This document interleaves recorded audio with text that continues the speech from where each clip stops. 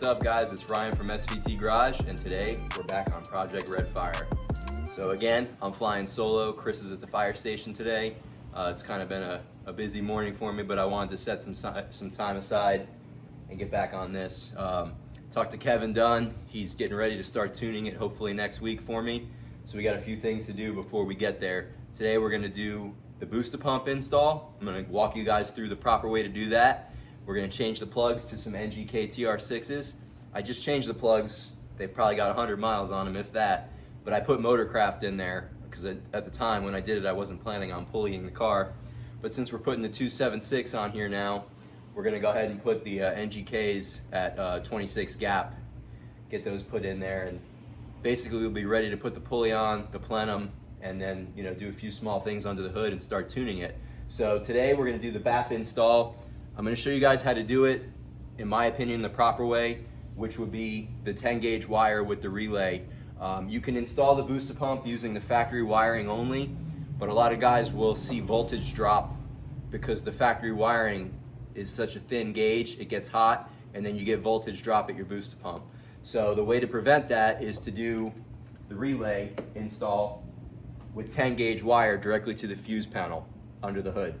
So I'm gonna walk you guys through that. We'll talk about how to set the relay up, what wires go where, how I run this through the car, and where I'm gonna mount it under the hood. There's a bunch of videos out there on booster pumps, but I think it's time to do an updated one with a step-by-step.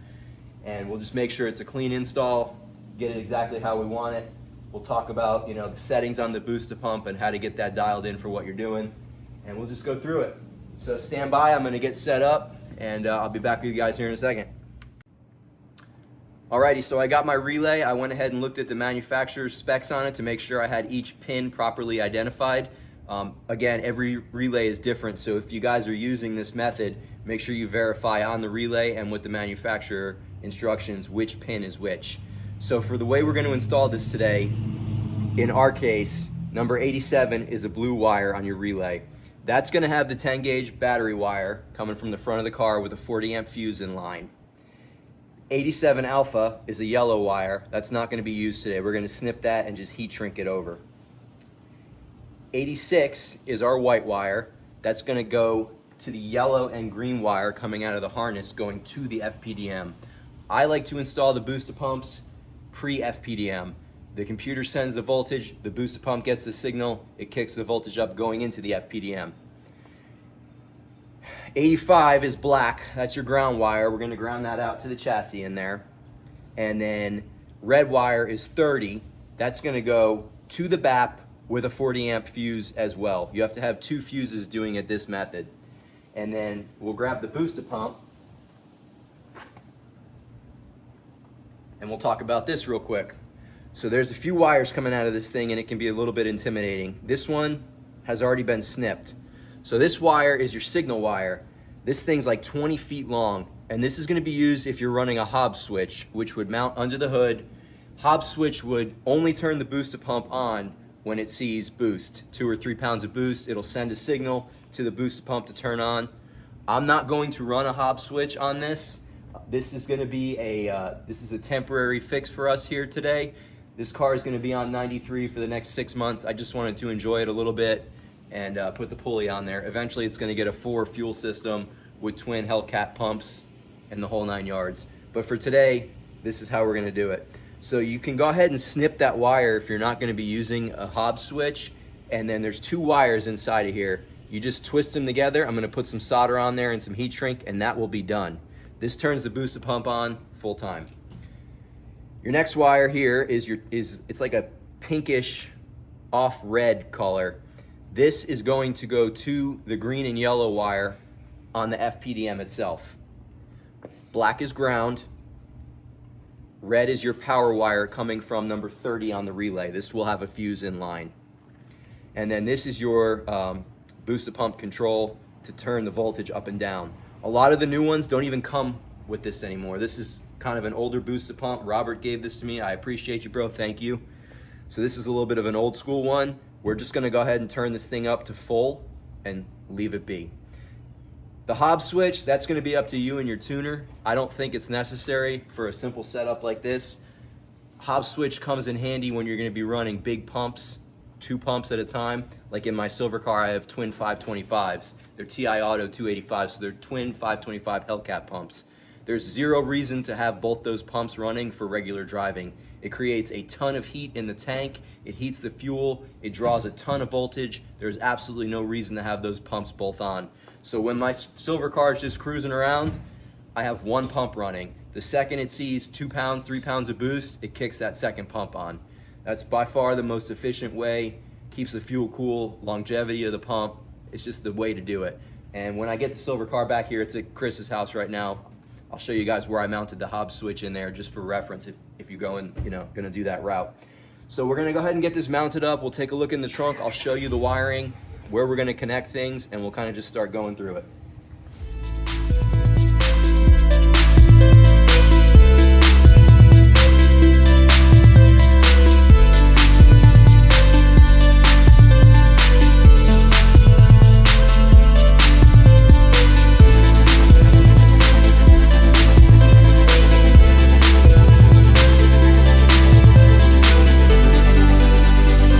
Got the boost pump mounted there. I've got it bolted onto that bracket for the FPDM. I put 1 bolt in the top, and then I put some double-sided tape on the back of it.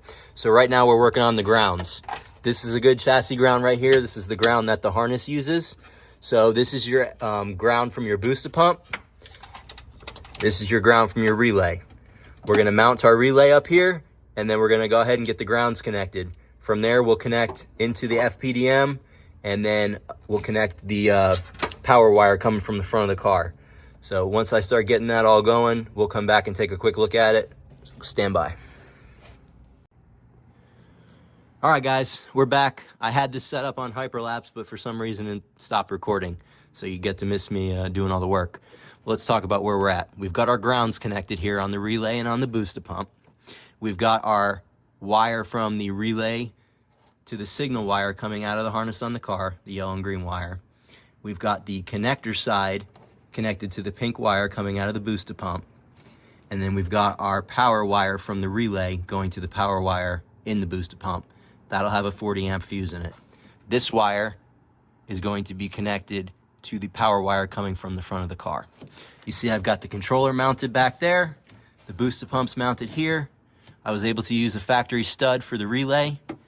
And then we're gonna go ahead and get everything cleaned up here. I've already heat shrunk all these connections.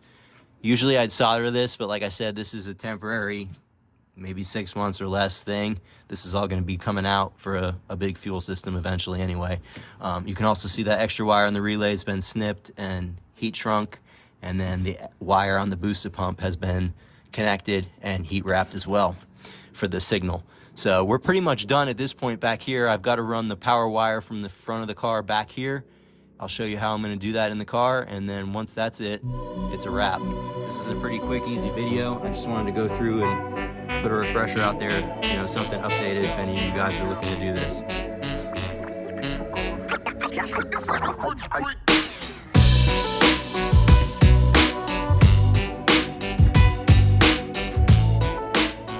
All right, guys, got the power wire ran through the cab.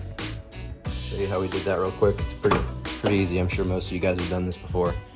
I just came out through the back seat, underneath the trim here, up through here, behind the kick panel, and then there's a rubber grommet up under the dash where the bulkhead wiring comes through for the fuse panel, hooked into that. Super clean. See the wire comes out. It's not hard to see on video, but this is what we've got right here. We're going to connect our fuse to it. We're going to connect it directly to the stud on the fuse box right there. And then that'll be it for this video. Before I do that, do any electrical connections, I'm going to disconnect the battery, obviously, and we'll go from there.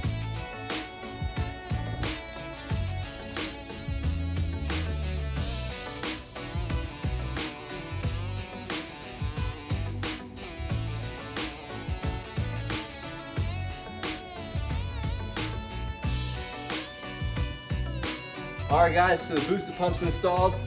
Again, this is the method using the relay with the power wire right from the fuse box. And pretty easy install. Took about 45 minutes. Some of that was messing with the camera, trying to film, a little bit of B-roll. But straightforward, just quick video for you guys. All that's left to do is go ahead and start the car, make sure she fires up. So let's go ahead and do that.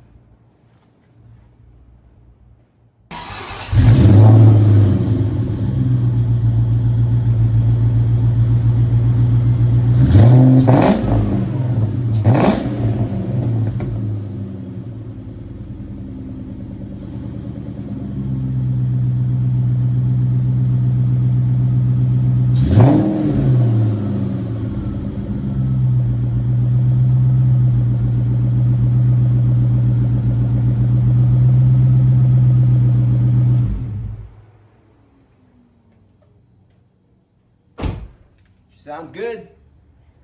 Next video is going to be the plugs, the billet flow plenum, the 276 upper, the Whipple tensioner, and maybe some data logging with Kevin Dunn doing the remote tune for me. So again, this is Ryan from SVT Garage. Appreciate the likes, the follows, appreciate the comments, keeps us going, and I'll catch you guys on the next one.